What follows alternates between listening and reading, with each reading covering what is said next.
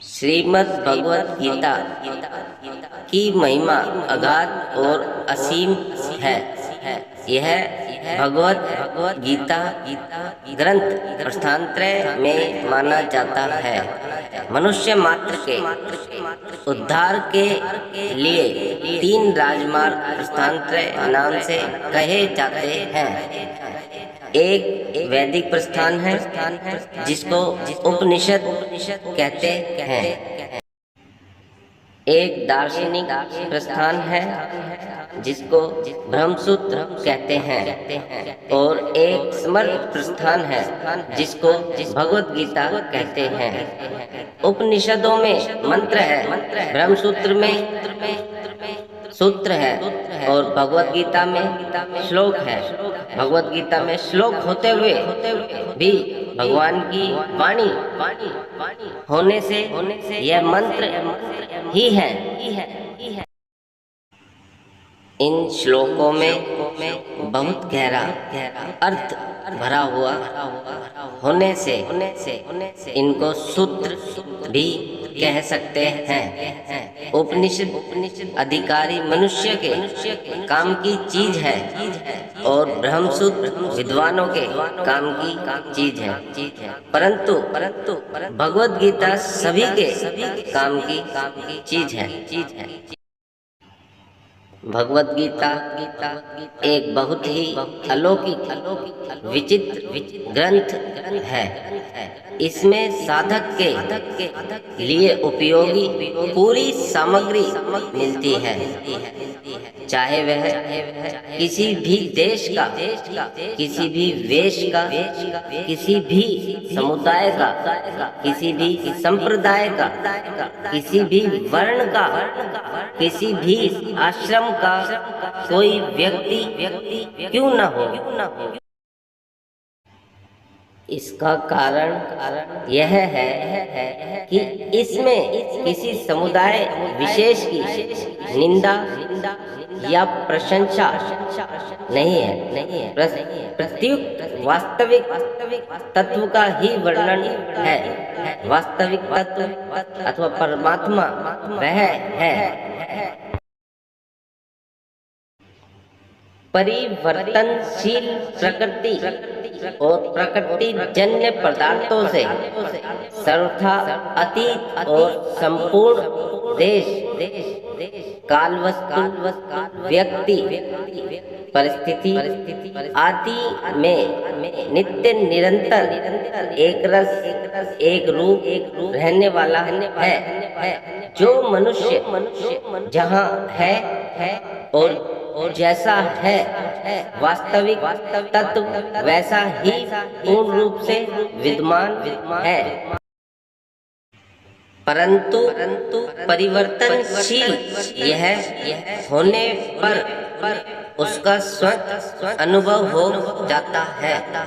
भगवत गीता का उपदेश महान अलौकिक है। इस पर कई टीकाएं हो गई और कई टीकाएं होती ही चली जा रही हैं। फिर भी संत महात्माओं विद्वानों के मन में गीता के नए भाव प्रकट होते रहते हैं। इस गंभीर ग्रंथ पर कितना ही विचार किया जाए तो भी इसका कोई पार नहीं पा सकता। इसमें जैसे जैसे गहरे उतरते जाते हैं वैसे इसमें से गहरी बातें मिलती चली जाती हैं। जब एक अच्छे विद्वान पुरुष के भावों का भी जल्दी अंत नहीं आता, फिर जिसका नाम रूप आदि यावन मात्र अनंत है, ऐसे भगवान के द्वारा कहे हुए वचनों में भरे हुए भावों का अंत आ ही कैसे सकता है। इस छोटे से ग्रंथ में इतनी विलक्षणता है कि अपना वास्तविक कल्याण चाहने वाला किसी भी वर्ण, आश्रम, देश, संप्रदाय, मत आदि का कोई भी मनुष्य क्यों न हो, इस ग्रंथ को पढ़ते ही इसमें आकृष्ट हो जाता है। अगर मनुष्य इस ग्रंथ का थोड़ा सा भी पठन पाठन करे तो उसको अपने उद्धार के लिए बहुत ही संतोषजनक उपाय मिलते हैं। हर एक दर्शन के अलग अलग अधिकारी होते हैं, पर गीता की यह विलक्षणता है कि अपना उद्धार चाहने वाले सब के सब इसके अधिकारी होते हैं।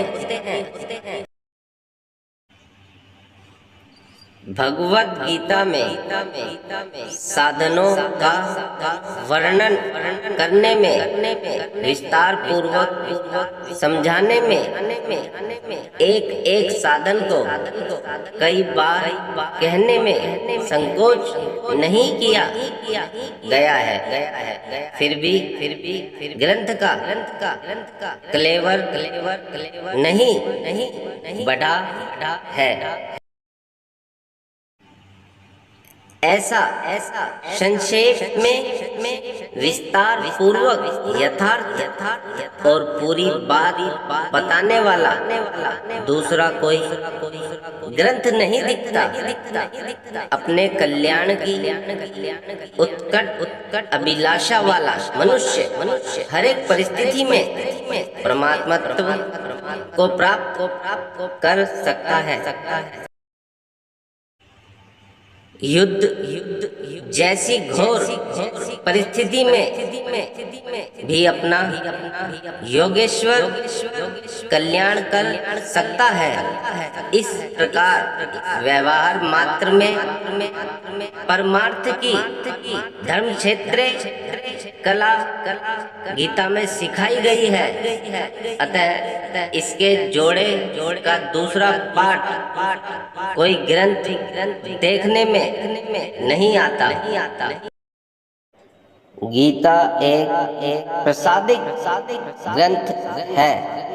इसका आश्रय लेकर पाठ करने मात्र से बड़े विचित्र, अलौकिक और शांतिदायक भाव स्फुरित होते हैं। इसका मन लगाकर पाठ करने मात्र से बड़ी शांति मिलती है।